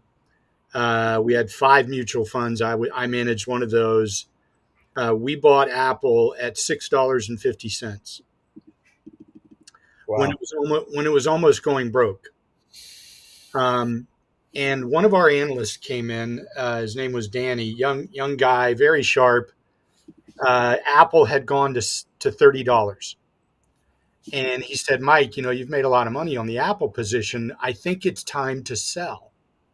And I said, I said, well, why do you think it's time to sell? And he gave me all this spreadsheet stuff. And he said, well, the PE is here, and it's only growing at this rate. And here's what the last 5 years geometric curve looks like. And here's where their margins are. And my God, how many fucking people are really going to buy a fancy cassette machine? And that was back when they had the white original iPod. It was like half an inch thick. It was white or off-white, and it was an ugly piece of equipment. But man, was it cool, because you could just carry your music around with you. Okay, so they had nothing except that. And I said, well, Danny, let me ask you a quick question. I said, do you have a girlfriend? And he said, yeah, I do. And I said, okay, great. I said, what if tomorrow morning Steve Jobs said, guess what? We have these little iPods in color. And he looked at me and he said, fuck, do you think they can make them in color? I said, I will fucking guarantee you that Steve Jobs is thinking about making these in color. And he said, well, okay. I said, so let's pretend that he comes out with colorful iPods. Will your girlfriend buy another one to match her purse? And he put his pen down and he said, Yeah, that's a good point. Yeah, that would be growth. And I said, yeah, that'll be growth. I said, let me ask you one more thing. Now remember, this is back when clamshell phones were the thing. You just folded your phone, right? There's no such thing as an iPhone. I said, you do understand that Steve Jobs is trying to figure out how to get in the phone business. And he rolled his eyes. He said, oh, Mike, I'm telling you, Apple will go broke if they get in the phone business. There's no money in the phone business. And I said, Danny, he will change phones like he changed music. It's not going to be a phone the way you and I think about phones. So take all that analogy, guys, and throw out all the garbage you hear about crypto because it's going to change money in ways we don't call money. It's going to change things that we don't even know it's going to change yet. Fucking love that. I'm fucking fired up. I don't know about you guys. Um, Jimmy says, pretty bullish on the majors. Yeah. Miss D says, thanks, Max and Brent, for giving me the best macro insight about Bitcoin and crypto I've ever heard. Um, Ivan says, my comments ain't popping up. I hope you figured it out, Ivan. Crypto Syndrome says, 2 days of Brent hosting the stream. We're already hitting almost 2K. I know, 2K. We hit 1.8K right at the end last time. We're still not even, we still got like 20 minutes to go. I'm probably going to hit, I think, 1.9 actually, which is amazing. Thank you guys so much for being on again. This is something we want to do for a while. We've done it for 8 months, working up, and now to have 2K people. I don't know concurrent viewers, it doesn't show, but at least at some point, 2K people on this stream during this time where activity is low. You guys are so amazing. Thank you so much for being on. Again, we're going to be doing this, turning up these streams not only with this great analysis, but having guests on, hearing different people's stories. A lot of cool stuff coming from everybody on here. So follow everybody on the panel. Max, obviously, the second person tagged to myself. Go and follow his Twitter, and we'll have a lot of these clipped up. I love how some of the listeners weren't even alive when the iPod Yeah, and that's a good this point. purchasing Yeah, Yeah, that's was like, what done, the right? iPod? You mean iPhone? that's a good point. I'm sorry for that. I probably should have said something different, but No, I, no. That's excellent perspective. I was kind of more or less trying to give a mental thought process of what's going to unfold in front of us as crypto becomes completely unknown to 97% of the crowd. So there's a whole lot of stuff that the small group of people that are participating are the pioneers. So we got to take all the arrows, guys. We got to take every shot. Um, and we have to learn that's part of the place we chose to be in. You know, Love it. if you don't want to take all the shots, don't be a pioneer. You know, step out. Well, yeah, But wait till we're at 1 million. You know. yeah, but if you are a pioneer, don't take the shots as a personal affront. It's just part of what you bought. You know, Exactly. it's not something to throw you off your course. It's part of the course. Hell yeah. Yeah, if you want to eat, you got to take the arrows. Love that. Hey, Brino says, what do you think about Jupiter? What are your predictions for price for it? I think Jupiter, a key infrastructure piece of Solana, I think will move up with the overall market. I'm not too worried about anything going on with the Meteora stuff with Jupiter, but yeah, we'll see. Crypto Syndrome says lots of knowledge for sure. NFT Trigger says he said, oh fuck, what's it doing at 205? Yeah. We're blessed to have the likes of Max in the space, absolutely. CD Sir says, yo, Bren, what's up, CD? Okov Sir says, is going to change things. We don't even know that it changes. Yes. Goat Stream, much love, Bren. Thanks for being on this whole time, Raj. Thanks, Soul. I see Soul, you've been on here the whole time, too. You guys are amazing. Zoltan says, always here to learn and support. Thank you. Zudi says, very good stream. Thank you for being on, Zudi. If you don't trust Brendan Max, you're hey, yeah, you're crazy, bro. Oka says that's it. Just stay out if you don't want to take a chat. Yeah. Could you share your thoughts about current market? You probably already talked. Yeah, we talked about it, man. Again, kind of just like the overall theme, if you've been watching at all during the stream, is we got to all in the space put less emphasis on the fucking short term. I personally am more of a chart guy because I mess with leverage and stuff. I do believe I have a bit of an edge only because I've study the other past charts, but even this stuff, could change multiple ways and stuff like that.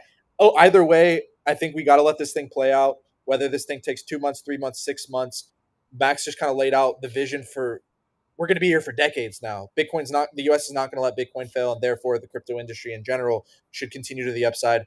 So we should just be here for the long term and let this thing fucking unfold. So that's what I Yeah, gotta say. yeah. I think what you want to here's what you want to do to help yourself mentally. When the market is shitty, you want to be positive. Just Yeah. just say, man, we're in a shitty market and it's a crappy period of time. And why am I going to be positive about that? Because I know what happens next. Yep. Never focus on what's now. What's important is what's next. So what follows a shitty market is what? A recovering market. And it's going to recover in ways you are not going to figure out.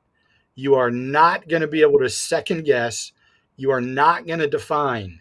But if you get yourself all wrapped up in how shitty it is currently, you won't be there. So don't do it. Don't look. I tell everybody in the stock business, and I've said this since the day I started, you have one enemy in your wealth building plan, one really bad enemy. And you know who it is, Mrs. Jones? It's yourself. Yep. You do not want to do battle with yourself because you will destroy your ability to see clearly because of your emotions. So understand that front end. Everybody's the same. We are all the same. We all feel the same things. Some of us just control it a little better and we use it as a weapon on our behalf instead of a weapon against ourselves. By the way, I think we just hit 2K Let's go. screen. Amazing. All time. That's a PR for us. Well Again, thank done. Is that all time high for us? 2K. We're Yep, all PR. time high. Time to sell some, take some profit. Yeah. Never, We're bro. You just hear Max. You're never selling. Yeah, what are You're you never talking selling. about, bro? We're Bitcoin. We're the Bitcoin Not industry. on his face for an hour or two. Never selling, bro. Yeah, no, absolutely. Again, thank you guys so much for being on. Only up from here. Again, we're going to continue to put out this information, continue to stay optimistic and positive during a time where a lot of people are, you're not or wondering what's next. So definitely we'll be back on here. We're not quite done yet, but we'll be back on here on Friday. This time we will have a guest, somebody who's more the crypto and the meme coin space for a while. We'll hear his story, his takes on what's going on in the market, and then as well as just more irrelevant stuff with the tariffs, more nuggets dropped by Max. Honestly, this whole thing, is going to be great to put in a video and clip up and put. I feel like everybody needs this stuff. So thank you again, Max, for all of this. Let me see. It's We're it's blessed. snowing right now. I'm taking profits. It's snow after spring. Come on. Yeah. Kaleem says we're blessed to have the likes of. Yeah, I already read that. My bad. The sun always shines after the rain. Yeah, just like with the title of the stream, it's the darkest, always the darkest before the dawn. Always gonna be here, always here for you, Bren. Thanks, Oka. And yes, I will be picking the giveaway I posted in the channel. I will be picking somebody from the comments of the stream here in a few minutes, and then two people from that commented on the actual post, and then in the Telegram as well. Total, I think of like $400. So again, it's the least I can do for all the support that you guys show in the streams and everything like that. So definitely turn post notifications on so that you get alerts when we're on next. But again, expect us on Fridays a little bit earlier than today, which is 10 a.m. PST. Um, and today we're really heavily focused on like general talks and charts. We do over NFTs. I do want to go over that for a little bit. I don't think really anything happened this week. But as the NFT industry or the bull market in the NFT second one comes, which I do think is coming, we will be more focused on NFT analysis and stuff, especially with my boy Rhodes, who always gives us a lot of great stuff too. So Yuka says when the market dumps, there are pullbacks, which are green candle, always positive. Yes, sir. Jimmy says let's go. Oka says active. Um, but yeah, W stream for sure. 2K viewers, 2K viewers total while we're still on is amazing. What else? Anything happen on the stream while we're here? Nothing. It's pretty quiet. Oh, you can pay with Pengu now on Shopify. Wow, crazy development. Um, AIXBT. I don't know if you guys saw AIXBT fudded itself the other day. Did you see that for Loco? I don't know if he's still with us actually. No, he had to go. But AIXBT the other day said, "Oh yeah, like not gonna lie, AIXBT is." He listed AIXBT and two other Right. coins, and he said, "Not gonna lie, it's still overvalued here." Talking about his own token, that's nuts. Yeah, bro, that shit's worth 0. Yeah, I mean, yeah, 2,000. Yeah, it's crazy. Zero Bro used to get like crazy, like 200-300 likes on his tweets. Now it's just like a fucking Yeah, ghost. the memes do. Didn't the memes pump like 20% with this pump Yeah, at the the end of the strong week? stuff again. Always like Giga SPX Mog, the ones with time in the game. Usually when Bitcoin bounces, they start to bounce, and I think that's what's going to happen. I still think SPX Giga Mog, because they have been through these corrections before, six times this year alone. Giga's corrected 70%. I think very likely that's the same thing we're going to happen again.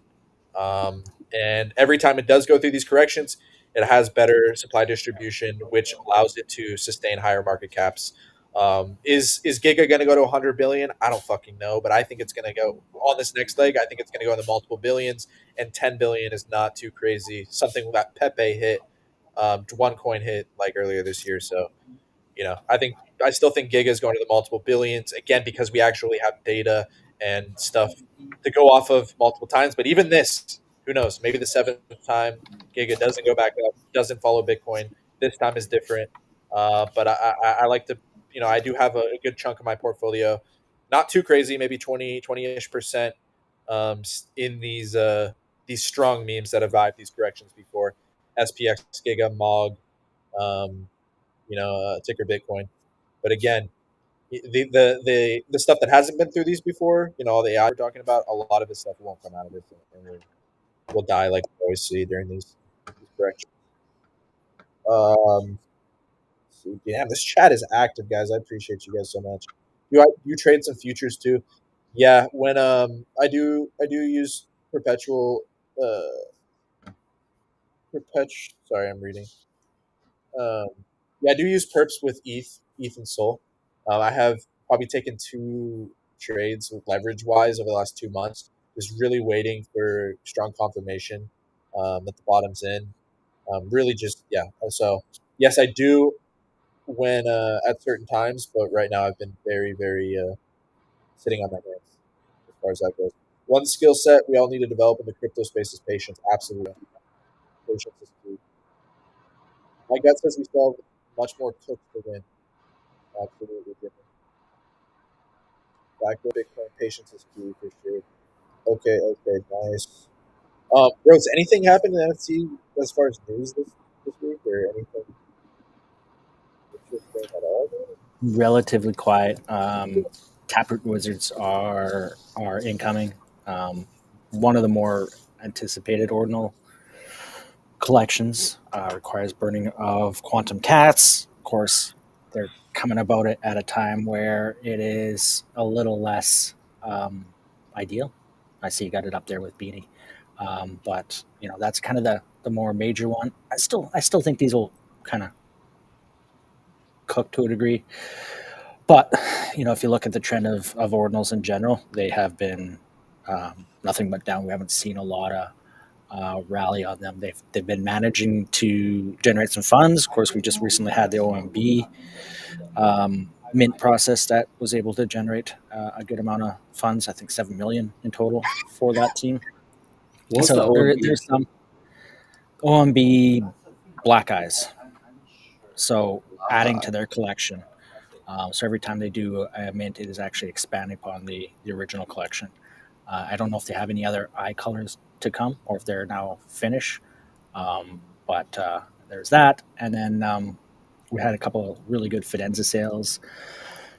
Punks are holding up pretty well in general in terms of ETH value. Of course, ETH in general, USD wise, is going down. So punks are getting closer to that general floor where they become really attractive. I think anywhere in that 60K range, they're super attractive. They're around 70K at the moment. So they're interesting. Pudgies, as I mentioned earlier, they got closer towards their 8 ETH kind of floor range.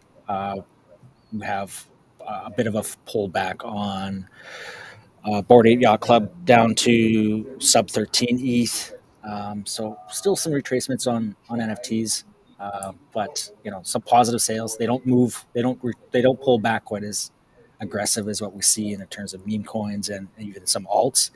There's a little bit more stability there, and again, that pullback that you see on that's can be gobbled up a lot quicker because of the way the floors work on, etc. So but yeah, otherwise relatively quiet. I want to see crypto kind of establish, and when there's a lot of volatility in crypto, that's really generally not great for NFTs.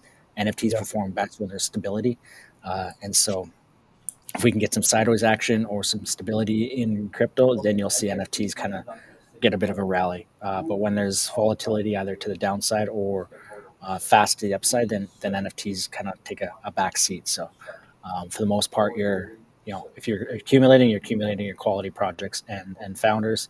Otherwise, you are waiting for better value in the future here. Yeah, Absolutely. I'm gonna start accumulating. I think today or tomorrow. Did you see there's a poly market bet on Canada being the 51st state? What was it? Huh? Canada It's being at the 51st 50%. It's state? at 50%, bro. 15? 50, 50 What? What's the do you know What's how the timeline? How long does it take for? tomorrow. do you know how rich Canadians would be if they became part of this country? I'm kidding, bro. It's at 2% for July, I think. 2% for July. Yeah. Um, you're not wrong, Max. The problem is, as I'm sure anyone can relate, at least for any free country, it's really hard to sell your your national pride, right? Yeah. And so I don't disagree that there's a lot of value in being the largest, greatest country on the planet, but you know there's a lot to give up in the sense of national pride, etc. And then also, I think if you get a country the size of essentially North America minus Mexico, your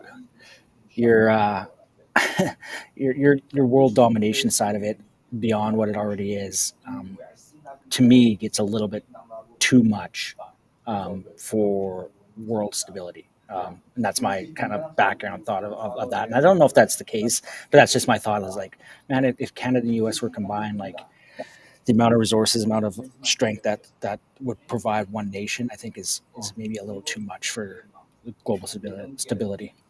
Well, uh, think of it this way, though. I don't disagree with what you're saying, but what if you thought of it this way? If Here's what I've been telling people for about 15 years: the next the next 50 years of wealth building in this world. Imagine for a minute you have a map that's flat on the table. It's the whole globe, but it's flat. You take a pencil and you start at the top of Canada and you draw a line all the way down the east coast and you get down to the tip of South America, and then you come around and you come all the way back up the west coast and you intersect back at the top of Canada. That's where 85% of all wealth is going to be built for the next 50 years. So think about this for a second. If you guys were part of the US, the way that Canada, for all of its benefits that it would bring, you could outline special benefits that Canadians would have forever because of what the rest of the world would now have to rely on from everything we would provide the world as a team. for Much, sure. much more forceful and beneficial in the mid and long run if people don't look at it as someone taking over their sovereignty. It would only be done in a way that's a win-win. Absolutely. Damn, love these discussions. Not I, just I, about yeah, That that would poly market line just moved to oh, 5%. I put money in it, but July is too soon. I think. Oh yeah, not July. Yeah, no. yeah. Um, By the way, we just got to 2.1. amazing. Love that. I will do that giveaway here just in a second. Somebody asked, do we just talk about crypto? So Max, traditionally my background, yes, is in crypto. These other guys, crypto and NFTs. Max, we're actually blessed to have has 40 years, over 4 years, 40 years of experience in the traditional finance realm with equities, other realms. Now we traditionally talk about crypto more because I think that's where the demand's for. But we could always look at some other specific stocks or indexes and stuff too, as Actually, well. I gotta hop. I got another call to go to, but No worries, brother. You can hop appreciate off you whenever. guys. You guys can finish this off, but Friday, 10 a.m. Pacific, 1 p.m. Eastern. We'll see you guys back here. Brent, tell them about the guest. Tease them about the guest. I gotta dip though. I'll see you Yeah, no guys. worries. See you. Yeah, I did a little bit already, but I will towards the end of the show here in a second. But yeah, no, great question. Whoever asked that a second ago. Everyone needs to survive, and crypto is being discussed here. Valuable stream so far. Is it recorded? Yes. Minnow. After the stream's over, it'll just be there. I'll leave it there to be recorded, so you guys can watch it over. Definitely, if you guys are in the stream, even if we're gonna end in probably 10 minutes, five-ish minutes or so, but definitely like, comment, retweet the stream so we can get this out to more people. We definitely would not be here if it wasn't for you guys in the chat. I see a lot of these Twitter streams and stuff like that don't really use the chat like they do on Twitch and stuff like that. So, you know, the chat, everything you guys are doing is half the show. Without you guys, we wouldn't be here. So, again, 2K viewers is a accomplishment for all of us. So I appreciate you guys. Too, and then yeah, like, comment, retweet. Definitely 2K right now during a time where stuff's calm is great. 5, 10K, like somebody said here, eventually. But we only get there by providing great analysis and value to you guys. So again, appreciate you. Thanks for being here, Armstrong. Joe, really hope I win. Yeah, brother. Again, time in the game, not timing. Time in the market, not timing the market. If you just do these like simple principles Max is talking about, it's inevitable you're going to win in the long term, bro. 2K viewers is a good thing, yeah, for sure. So I'm going to do that giveaway real quick. We're going to finish up. I got to get going to the gym. But let's see here. I'm going to go and give it to somebody today who in the chat. And again, I'm going to give away two more people who commented earlier on the actual post, and then one in the Telegram. But every time I want to reward somebody who's been asking great questions and been asking great comments as well. Crypto Syndrome. You'll be the winner of the 100 USDC today from the chat. You've been asking great questions, great comments, been super supportive. So appreciate you. Definitely DM me either on Twitter, Telegram, whatever. And the next 24 hours, I'll get you out that 100 USDC. And then I'll DM a few other people and announce the winners of the giveaway from the other avenues as well. We appreciate you guys. We'll be back again on Raj. What's up, brother? Appreciate you for being on. We'll be back on again Friday at 10 a.m. PST. Before we sign out, Max, anything else, brother? Just be patient, guys. Be patient and let the game come to you. Let the game come to you. Rotes, any final thoughts? Let's move that fear and greed index up to no longer being afraid of the markets. Let's get it. Yes, sir. Yes, sir. Shadow says, can't wait for the next stream. Yeah. Yes, sir. Shadow, turn on those post notices so you see what's coming on. But with that, again, best stream yet. Appreciate you guys so much. And we'll see you on Friday. Peace.